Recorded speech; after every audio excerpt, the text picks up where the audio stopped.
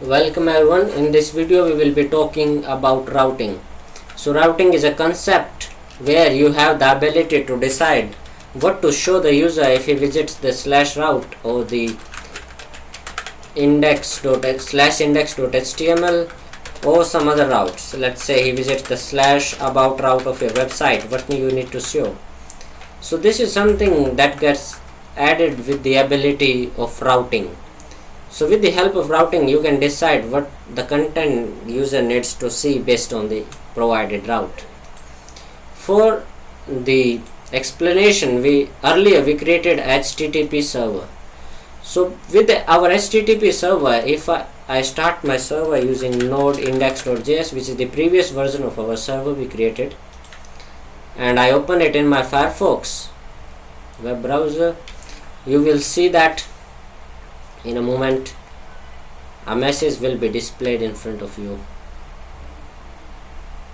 Okay, I got a message called as hello world, and now this is the index route of my website.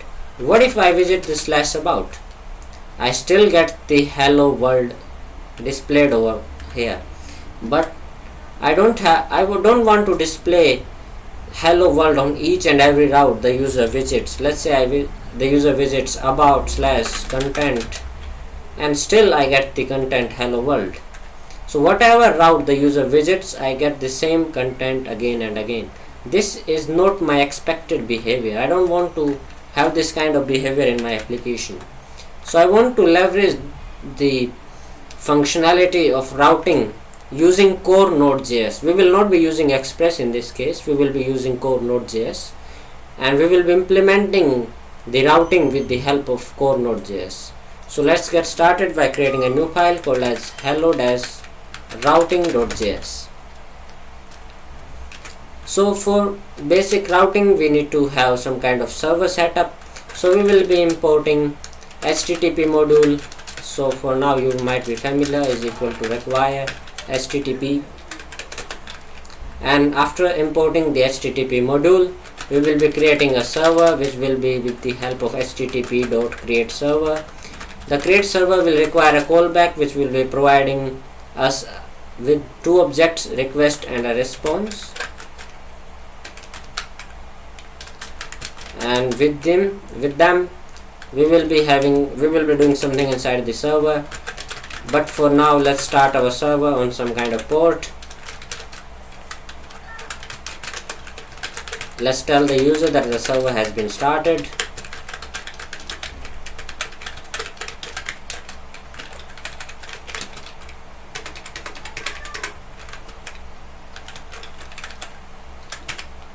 So now over here, when notifying the user, I just specified the address 0.0.0.0, which is the current address of your machine. So it is totally equivalent to localhost in another and easy simple terms. So now I need to create my port variable. Let's get it a value of 5000, and now I want to talk about routing, and I just remembered a little bit of thing that I want to discuss before routing. So for setting the port, for now we have always been setting the port as 5000 or some kind of static port. But whereas when you deploy your application online, or when you provide your application to some kind of hosting provider, it provides you with some kind of port environment variable that you need to use in your application. So for that we will be using process.env.port. So I will be explaining what this is in a moment. So process is the global object. The env represent an array of environment variables. So what are environment variables? Environment variables are something that are meant to host. Environment variables are basically a key value pairs which provide some kind of value or some kind of you can see environment to a program. These variables are available only inside of your program. You can set that with the help of, let's say I execute a command export port is equal to 5000, and if I need to print the value of console.log process.env.port. So what is process.env? Process.env will provide me access to the current environment, which is my current application, which is my current terminal session in this case. So inside of my terminal session, which I am currently running, I have exported a variable called as port, and I have set its value to be 5000. So this is what will get returned to me by this line, which is process.env.port. And what in case the value is not being set? So if I did not execute the command export port is equal to 5000, in that case the variable port will be undefined. So using this OR syntax, I am telling you that if the port variable is undefined, in that case use the value 5000. That is all this line is doing. And you can also try to console log the value of process.env if you want to understand it a little bit better. So inside of my create server, I just need to return some kind of response. Return response dot and, or you can say response dot write, which is hello index page. So this is the basic application, yet we do not have any routes in this application. And now if I visit my web, let's start the application. Node hello dash routes routing.js, and the application started. If I visit this /about route or any route in my application, I need to get the message which is hello index page, but the message did not appear on my web page, and the web browser is still trying to load my web page. That is because of some kind of error that I made in my code. So I use the response.write. Response.write sends the response to the web browser. Browser receives it, but it keeps the connection open. So browser can communicate back to my server if he wants. The connection is not yet closed. The server did not tell the web browser that I have just sent whatever is the content I had, and now you can just go ahead and render yourself, or you can display the content. This will be done with the help of response.end command. So I can do something like this: response.write something, and then I can just return response.end with nothing in it. This will provide me my actual behavior that I wanted. So if I cancel and run my server once again, if I refresh my server, and you can see hello index page appears. So this was behavior of the write. Write function did not close the connection of the web browser and the server. It just sent the response to the web browser and kept the connection open. Whereas response.end function is used to end the connection with the web browser. That's something you need to be aware of. Now, in order to implement the routes, I need to have some kind of way to access the URL which the user is trying to access. So that will be provided inside of the request object. If request object has a property URL, and that property contains the route the user is trying to visit. So if he is trying to visit this /route, which is the localhost colon 5000 with just a slash, that's all, without any /about or something else, or the root page of my website. In that case, I want to display this. So in that case, I want to display hello index page, and I want to end my response. What else I want to do? If the user is not trying to visit the /route, in that case I want to just notify the user that the page does not exist. So you already know that I need to send some kind of write.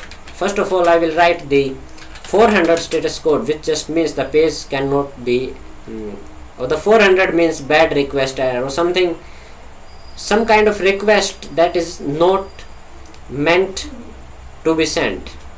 by the browser, or in other term, or in simple terms, 400 means the page not found. So I can just write the head with the status code of 400, and then I can send the response back. Response.end page not found. So using this code block, I wrote the status code to be 400. As you already saw that in each network request I got this 200 status code. If I just go ahead and say every request get some kind of status code. The 200 means everything is okay. The 400 means the page is not found or the resource is not available, basically. So now in order to check it out, let's restart our server and let's check it out. If I go to /index route, everything gets sent as 200. It's a localhost slash. Whereas if the browser is trying to load the /favicon.ico ICO file, it's just getting a 400 response. And still, if I visit the /about or any other page in my website, I will get a page not found error. Also try to visit the another page and still get page not found error. So this is something that is done with the help of routing. But if you have a bunch of if statements over here, like if request.url is /about if /something else, your code maintenance would be really bad. You will not be able to maintain your code. The errors are guaranteed to be appearing in your code. So in order to refactor my code and allow for the ability to little bit of other routes, I can create some function. So let's say I get a function called as index that will be responsible for dealing with the index route or /route. I can create another function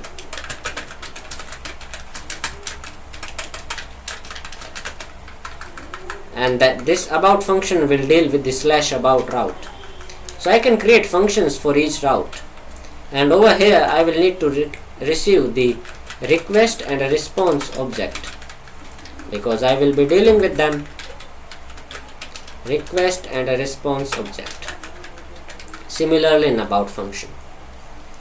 Okay, now let's refactor our code a little bit. I just implemented this index function in my request.url is equal to / and now over here I can just go ahead and return index passing in the request and a response.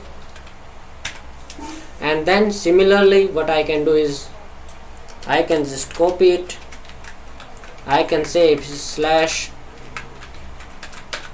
/about, I will be able to do about, and let's implement this about.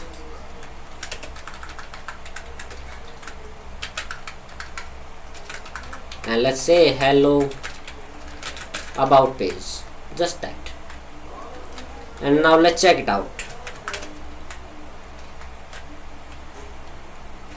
Let's visit the home page. It says hello index page, and if I visit this /about route, then it will say hello about page. So our program is working as expected, but the program did not reduce the duplicacy right now. We are still having this if and statements over there. So what I can do is I can create an object called as routes. Routes will be an object, and it is going to have some key which is /. For the /, if the path is /, I want to call the index function. If the path is /about, I want to call the about function. That's all I can have in the routes function. And now I can refactor my code to little bit more neat and clean. What I can do is if request.url is a key in my routes object, in that case what I want to do is instead of returning an index function, I will return routes, and now I will need to get my key which is / in this case. So if To get that key, we have a request.url. So request.url holds that key or path to my route, which is slash in my case. So if it is slash or slash about, in that case I need to call that. Now this code will return me a function which is index and about. I need to call that function, and I will call that function with a request and a response object.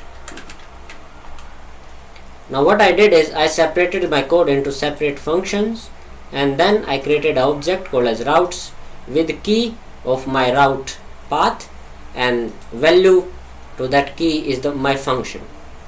So using this syntax, I accessed my function from the route object, and this will help me create more and more functions easily.